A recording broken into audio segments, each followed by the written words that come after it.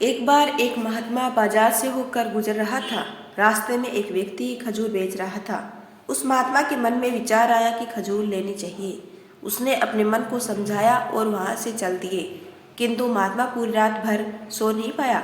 अगले दिन वह विवश होकर जंगल में गया और जितना बड़ा लकड़ी का गट्ठर उठा सकता था उसने उठाया। उस महात्मा ने अपने मन से कहा कि यदि तुझे खजूर खानी है तो यह बोझ उठाना ही पड़ेगा। महात्मा थोड़ी दूर ही चलता, फिर गिर जाता, फिर चलता और फिर गिरता। उसमें एक गट्ठर उठाने की हिम्मत नहीं थी, लेकिन उसने लकड़ी के भारी भारी 2 गट्ठर उठा रखे थे।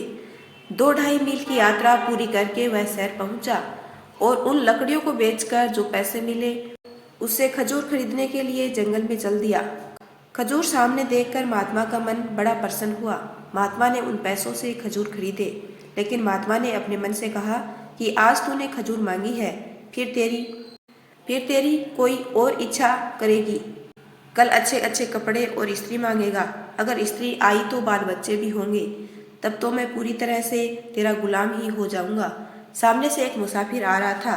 महात्मा ने उस मुसाफिर को बुलाकर सारी खजूर उस आदमी को दे दी और खुद को मन का गुलाम बनने से बचा लिया। यदि मन का कहना नहीं मानोगे तो इस जीवन का लाभ उठाओगे। यदि मन की सुनोगे तो मन के गुलाम बन जाओगे। यदि आपको मेरा छोटा सा प्रयास अच्छा लगा हो तो चैनल को लाइक शेयर एंड सब्सक्राइब कीजिए। आपका अपना कीमती समय देने के लिए दिल से धन्यवाद।